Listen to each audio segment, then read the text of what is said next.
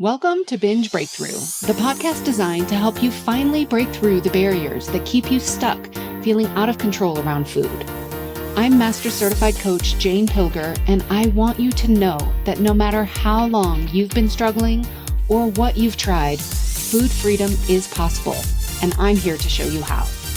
After years of therapy, eating disorders treatment, restrictive diets, and reading all the books, I was still stuck in the on-again, off-again cycle of restricting and binging until I was able to see it all from a new perspective that changed everything.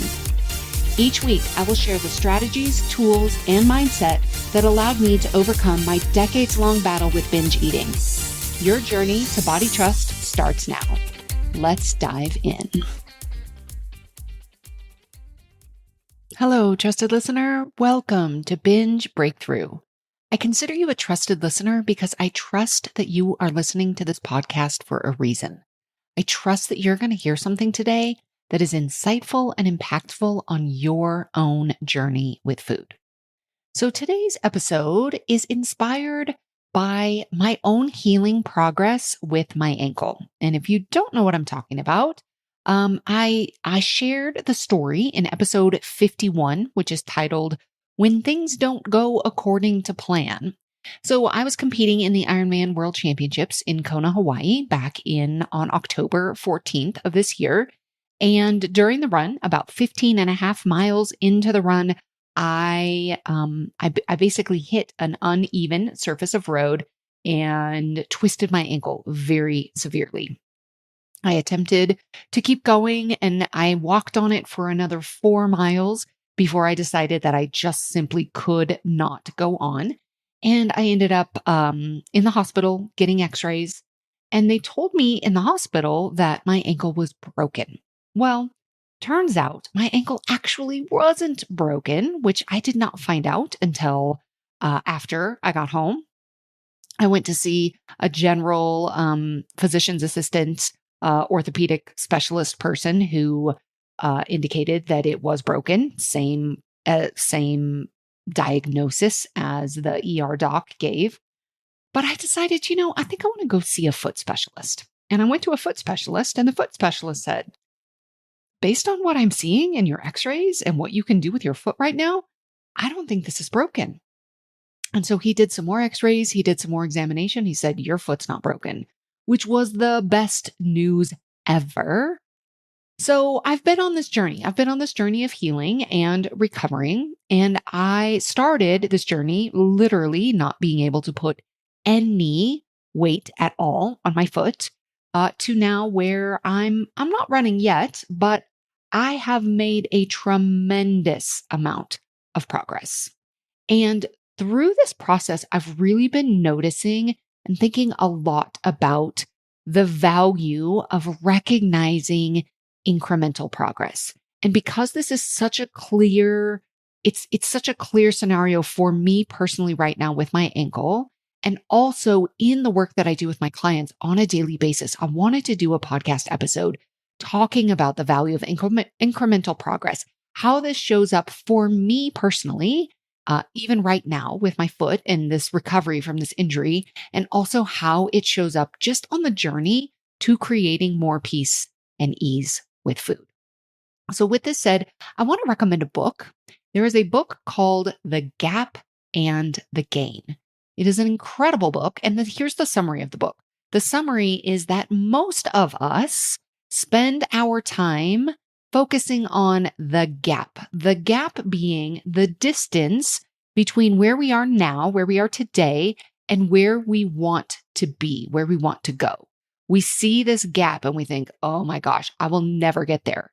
It will take so hard. It will take so long. It will be so hard.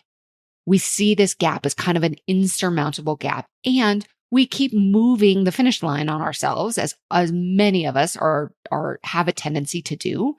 So we move the finish line on ourselves, always creating an even bigger gap. We get closer and then we move the finish line. So there's always this gap, and we're focusing on what we don't have, where we are not yet. We're not there where we want to be. So most of us focus on this gap. What this book talks about is the value in focusing on the gain being where you are now compared to where you have been. So, for example, I can compare where I am today with my ankle to where I was on the evening of October 14th, when I literally could not put any pressure on my foot at all without a tremendous amount of pain. So I can compare the gain and be like, wow, what a difference. But I could also look at the gap and I could think, oh man, I'm not running yet. I have all of these things I want to do. There are still things I cannot do. I am not back where I want to be. And if I keep focusing on that, then all I'm going to focus on is where I'm not instead of just how far I've come. And so in this incremental progress, I've really been focusing on, I do have a very clear picture of where I want to go and what I want for myself with the healing and with my ankle. I have a vision for myself participating in the Eugene Marathon on April 28th. So I am absolutely holding this vision for what I want for myself. But along the way, what I'm doing is I'm really recognizing how I'm very slow incremental pieces getting closer and closer to the ability to do that. So for example, places where I'm really seeing incremental progress and where I've been paying a lot of attention is in the swim. So for, I don't know, probably at least a couple of weeks, I couldn't swim at all. Then I got in the pool. And when I got in the pool the first time, I was not able to even push off the wall with both feet. I was swimming with what's called a pull buoy between my legs, which is basically like a piece of foam that you hold between your legs that keeps your legs kind of floating up. And when you have this, you don't end up kicking at all. So it was great for me to be able to use this so that I wouldn't be using my legs or kicking or, doing anything that might make my ankle hurt. But I was still able to get in some movement with swimming with my upper body. But I could not even push off the wall with both feet. It was so much pain on my right ankle. Well, then I got in the pool, maybe a few times later, I got in the pool and I thought, I wonder if I would be able to push off with both feet. And I tried. Maybe the second time, I think I tried. And I thought, no, that still hurts a little too much. Then the next time I would try again. And I got to the place where I was like, oh, you know what? I can push off with both feet. Then I got curious, I wonder what it would feel like if I tried to take the pull buoy out and swim without the pull buoy. First time I did it, I was like, nope, not ready, too much pain. So then I thought, okay, but at least now I know what it feels like. So now I know the next time I try, I'll know, is it getting better? Is it the same? Is it potentially worse? I have something to give me some feedback. So then a couple of times later, I tried again, took the pull buoy out. I thought, this still, it feels a lot better than it did, but I'm not quite ready to take it out.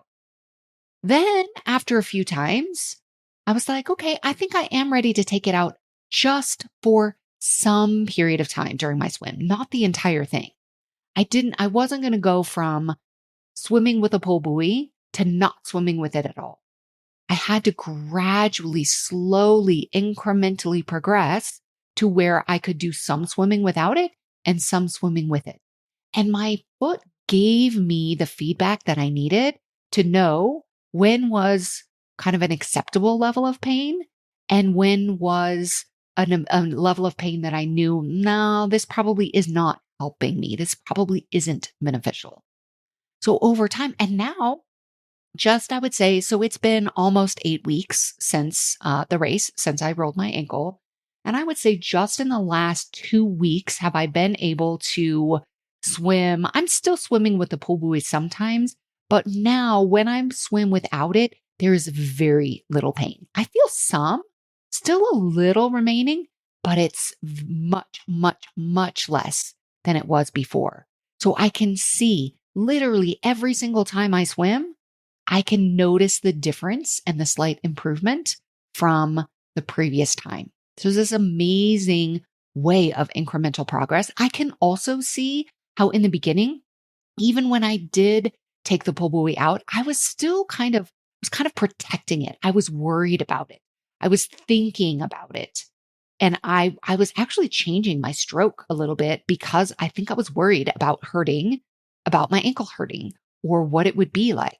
And literally just today, I swam this morning and I was telling my husband, today felt like the first time that I was actually swimming without really worrying about my ankle. I wasn't trying to protect it. I now have more confidence in myself that I'm not going to injure it, that I'm not going to do something in the pool that will make it any worse. And so I'm able to get more back into kind of my regular stroke. But I didn't allow the fact that I was probably hedging, I was probably protecting myself a little bit, which means I was swimming slower. And in my mind, there was like, oh, wow, okay. But I also knew it's not always going to be this way. It's likely because I'm injured. I was so grateful to just be moving and to be able to swim and just noticing that progress every time. Another place I really noticed the incremental progress was at night.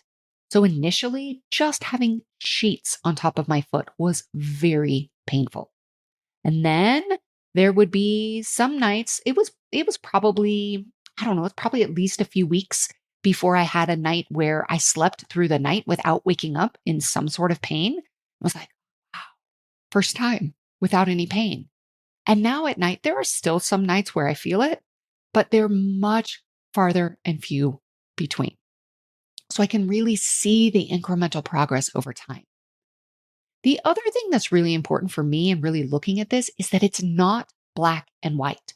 So as I heal, it's not like, okay, it's either completely painful or the pain is entirely gone. There have been variances in the pain. My pain has really varied. It's varied from day to day. It has varied over time. And so I've really gotten to know what type of pain is helpful, what type of pain isn't helpful, what type of pain are signals where my body's kind of like, nope, we're not ready for that. And what type of pain is the type of pain that is okay to have. Now, I've been injured before, and so I have some knowledge and history about the type of pain to work with and the type of pain to avoid. And this just comes from, I think, more connection and more being able to kind of distinguish the nuance in the pain. But what I do know from previous injuries and from so much work with my physical therapist is this about pain. The existence of pain does not mean that healing isn't happening. I think a lot of people, if they're injured, they think, oh man, this hurts. So it's still like, it must not be getting better. I must not be healing because there is still some pain. It's kind of this idea of like the black and white thinking. I either need to be in zero pain at all, or I'm just in this pain and I'm always going to be in pain and I'm always going to have this problem. The same thing shows up with us with food, right? The all or the nothing thinking. I'm either eating perfectly, or if I'm not, I think I'm never going to get over this. I'm always going to have this problem with food. So I went to the foot doctor for my follow-up. This was a couple of weeks ago, but it was so interesting to talk to him about my next steps. And he said, you know what? I think you're doing great. You're healing. I'm going to release you. You're just going to go to your physical therapist. And what do you think about that? And I was like, great. I am all about physical therapy. I've already been doing some of my exercises on a daily basis. And he said, that's wonderful. He said, you know what surprises me is he said, a lot of people don't want to do physical therapy because they don't want the pain or the discomfort. I was like, oh, wow, isn't that fascinating? Because the way that I see physical therapy is, yes, there is going to be some pain and discomfort involved in going through physical therapy and in doing these exercises and in getting my mobility back and my range of motion back. But that's the path to the healing that I want. I don't get where I want to go without going through some of the pain and the discomfort of physical therapy. But what some people think is, oh, that's too painful. Pain, I don't want to do that. So I'm just going to sit. I'm going to do nothing. And then I'm likely going to complain because my foot or my whatever is just constantly in pain. The other thing he said is that a lot of people, he was asking me about using a particular cream on my foot. And I said, yeah, he said, what do you think of it? It's called Voltaren. It's like an arthritis cream, Voltaren. I said, yeah, I think it's great. And he said, so many people say that it doesn't work. But we got to talking about it, and we think that the reason they say that it doesn't work is because there's still some level of pain. You don't just put this cream on and it's like magically you go from having pain to zero pain. But if you can look at the incremental progress of the pain, even for me, I'm not saying this cream works for everybody because it may not. I am not in other people's bodies. But I do think there's likely a lot of black and white thinking going on here. So we put the cream on and yeah, does it still hurt? Yes. But does it hurt less than it did before I was using the cream? Yes. Also. Yes, and both can be true. So what's an example? Like, how does this show up with food? So it shows up with food, this kind of like black and white thinking, this all or nothing, this like not wanting the pain or the discomfort. And so like, I'm just not going to do anything. By the times when we think it's just too hard, it's too uncomfortable to sit with my urges and not respond to them. So I'm just going to keep responding to them. And basically what we're doing there is then we're continuing the pain of the overeating, of the binging, of the emotional, just continuing in this cycle. We're basically just continuing with that kind of pain, thinking that we don't want to have to go through pain in order to get to the other side of it. It's the same type of thinking that has people not doing their physical therapy exercises, but they still end up in pain. Then they still can't do what they want to do, but they think it's because they don't want the pain. There is going to be some discomfort in healing from an injury. There is going to be some discomfort in choosing different choices, especially in the beginning when you are so used to responding to your urges in that way. The other way it shows up is thinking, well, I'm still binging, I'm still overeating, so this must not be working. It's the all or the nothing, the black or white. The existence of binging, the existing of the overeating means it's not working. This is not true. We need to be able to see the incremental progress. If I was thinking, oh, my ankle still hurts, it must not be healing. I can't even imagine like what I would not have done over the last 7 weeks. All of the exercises I wouldn't have done, all of the continuing to progress, both in the pool and on the bike. I started using different pedals, different shoes, a shoe that I could actually put my foot into with the brace and everything else, but I managed through it. Another place this shows up is thinking, I'm always going to be this way. I'm always going to overeat. I'm always going to binge. And so we don't even try. I'm always going to be in pain. My knee's always going to hurt. My ankle's always going to hurt. Ever since I had that one injury, it just always hurts. It doesn't have to be that way. It doesn't have to be that way with food or with recovering from our injuries. So what we want to do is keep a firm vision for where you want to go. So for example, I said, I'm currently holding this vision of doing the Eugene Marathon on April 28th. For you, keep a firm vision of where you want to go with food. What does food freedom look like for you? Have that vision in your mind. Then we have to recognize progress along the way, the little bits of progress. So examples of food progress that you might notice.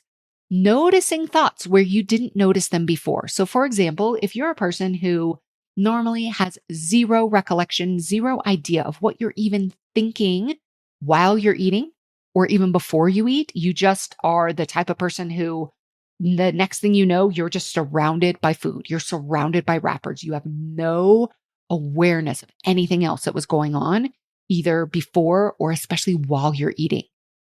Progress, even if you still end up surrounded by wrappers and surrounded by food, progress might look like, wow, you know what? I actually heard what was happening in my mind for the first time. Or I was way more aware of what was happening in my mind this time than I have before. That's progress. Maybe you even had thoughts of, you could stop, but you decided not to. That's still progress, even if you decided not to. Just having the thought, I could. That is progress. Stopping sooner, eating less, recognizing signals from your body, even if you choose not to listen to them. Being able to look back afterwards and understand why a binge or out of control moment with food happened in the first place. Reconnecting with yourself sooner, afterwards. Less criticism and judgment about your behavior. The cycle being shorter from the end of the binge to when you feel like you're able to reconnect with life. Or even the frequency of your binges. This is progress. Maybe you binge 1 or 2 days versus multiple days in a row or weeks on end. All of these are areas of progress along the way. Maybe it's noticing the times when you actually do feel more calm and relaxed around food. Noticing that it's maybe not 100% of the time.